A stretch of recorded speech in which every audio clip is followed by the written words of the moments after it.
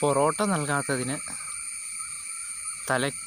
കടയുടമയുടെ തല അടിച്ചു പൊട്ടിച്ചു. പ്രതികൾക്കായി തെരച്ചിൽ. ഇതിപ്പോൾ ഒരു സ്ഥിരം സംഭവമായിരിക്കുകയാണ്.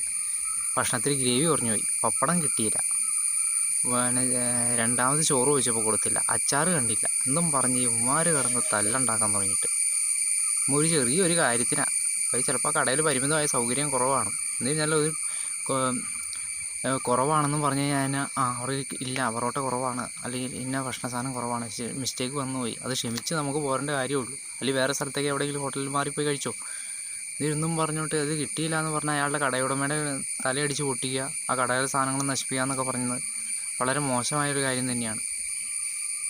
ഇത് ഇന്ന് ലേസിന് വേണ്ടി അടി, ചെറിയ നേഴ്സറി പിള്ളേർക്ക് മൈൻഡായി പോയി എന്നുള്ളതാണ് ഇപ്പോഴത്തെ ആൾക്കാരുടെ ഒരു രീതി. അവർ തൊട്ടേനും പിടിച്ചതിനും പിടിച്ച് അടിക്കുമായിരുന്നു. അത് കണ്ടില്ല, ഇത് തന്നെ എൻ്റെ അടുത്തിലടി എന്ന് പറഞ്ഞ് കൊച്ചു കുട്ടികൾ കിടന്ന് അടി കൂടുന്ന പോലെയാണ് ഉമ്മാർ കിടന്ന് കാണിക്കും.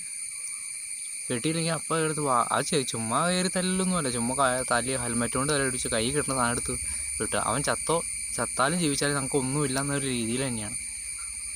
പക്ഷെ ഉമ്മാർക്കൊക്കെ പിടിച്ചോണ്ട് ഈ പൊറോട്ട കൊടുക്കാമെന്നല്ലേ ഇവൻ്റെ വായിലേക്ക്. മറ്റേ ഒരു ബെൻ ജോൺസനകത്ത് ബെൻ ജോൺസൺ സിനിമയ്ക്കകത്തൊരു സിഗരറ്റ് വലിച്ചു എന്നും പറഞ്ഞ് കുറേ സിനിമാറ്റിയിട്ട് സിഗരറ്റ് വലിച്ചു എന്ന് പറഞ്ഞൊരു മണിച്ചേട്ടന് ശിക്ഷ കൊടുക്കുന്നുണ്ട്, അത് വലിച്ചുകൊണ്ടിരിക്കാൻ. അതുപോലെ തന്നെ ഉമ്മാരെ കൊണ്ട് പിടിച്ചിട്ട് ഒരു എന്താ പറയുക, രണ്ടാവ് നിറച്ചൊരു പൊറോട്ട അത് ഫുള്ള് ഉമ്മാരിട്ട് തീറ്റിക്കണം.